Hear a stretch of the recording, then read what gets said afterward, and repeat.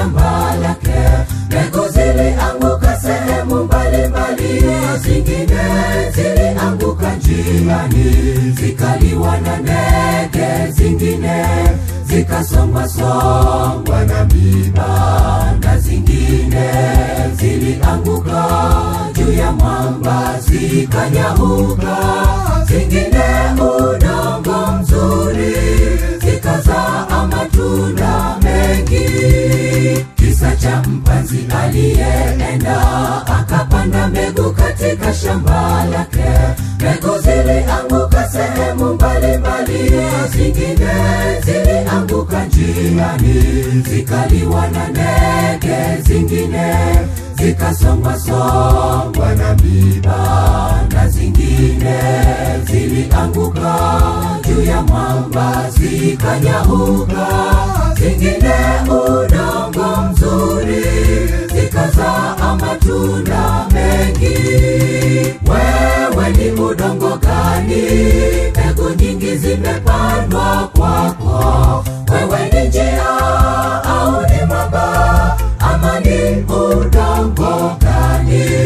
Umesongwa na mambo ya dunia, yote yaliyonenwa kwako yasiwe ni upuzi.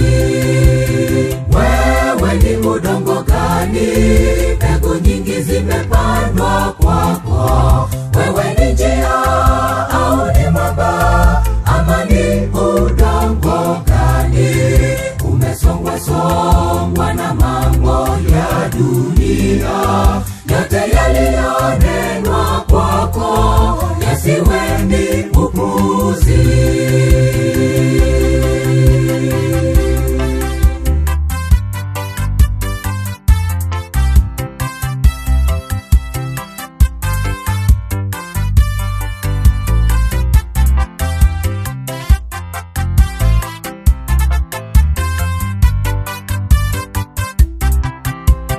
Siku zote wajiita ni Mkristo, lakini watu hawayaoni matunda.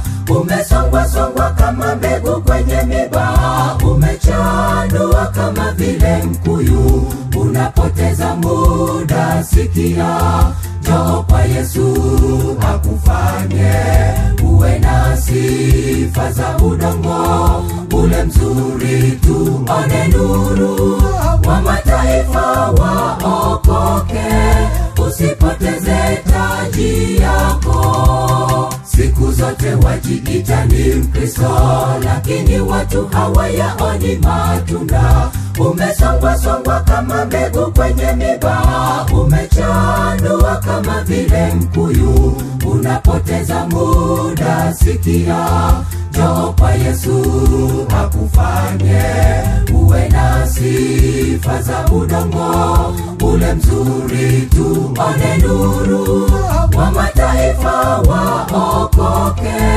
usipoteze taji yako. Wewe ni udongo gani? Mbegu nyingi zimepandwa kwako. Wewe ni njia au ni mwamba, ama ni udongo gani?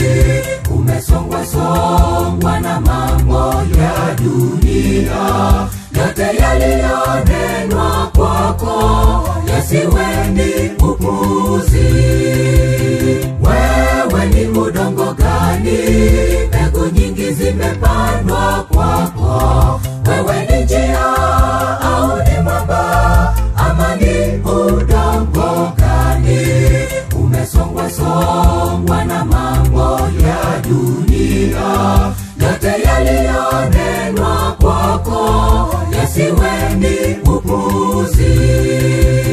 Wewe ni udongo gani? Mbegu nyingi zimepandwa kwako. Wewe ni njia au ni mwamba, ama ni udongo gani? Umesongwa na mambo ya dunia,